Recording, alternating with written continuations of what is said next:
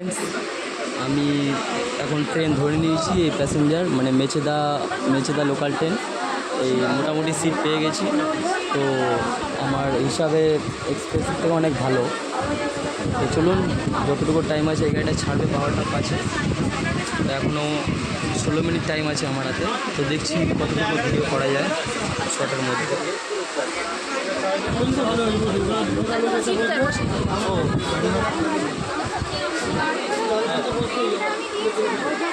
দাদা সিটটা থাকলো।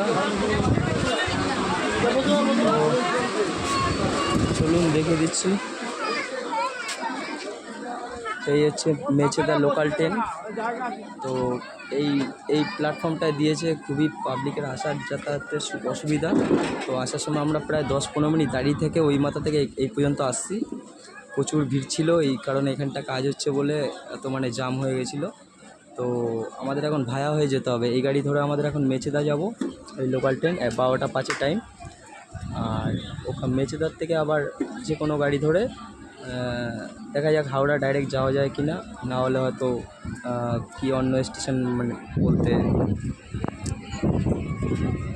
যাক মনে পড়ছে না আমার। তো মেচেদার থেকে ওখান থেকে দেখা যাক যে কোনো ট্রেন ধরে আমাদের হাওড়ায় যেতে হবে।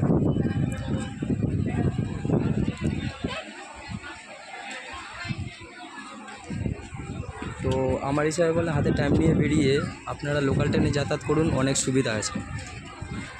আমরা যতটা ভেবেছি প্যাসেঞ্জার দেখে যা ভিড় হবে ভেবেছিলাম, তা অতটা ভিড় নেই। গাড়ি মোটামুটি ফাঁকাই আছে। তো অল্টারনেট করে সিট পেয়ে গেছি আমরা, আমার ফ্যামিলি নিয়ে 4-5 জনের সিট পেয়ে গেছি। তো দেখা যাক সময় কতটা লাগে। 12টা 5 এই গাড়িটা ছাড়বে। মেচেদা যেতে হয়তো এখান থেকে 1-1.5 ঘন্টা সময় লাগবে। তো ওখান থেকে আবার 3 ঘন্টা সময় লাগবে হাওড়ায় যেতে। সো ফ্রেন্ডস, আমার ভিডিওগুলো দেখবেন। এই ভাইটার ভিডিও অতি অবশ্যই একটা করে লাইক দেবেন। আর যারা সাবস্ক্রাইব করেননি, যদি ভালো লাগে আমার চ্যানেলটা, তাও সাবস্ক্রাইব করে দেবেন।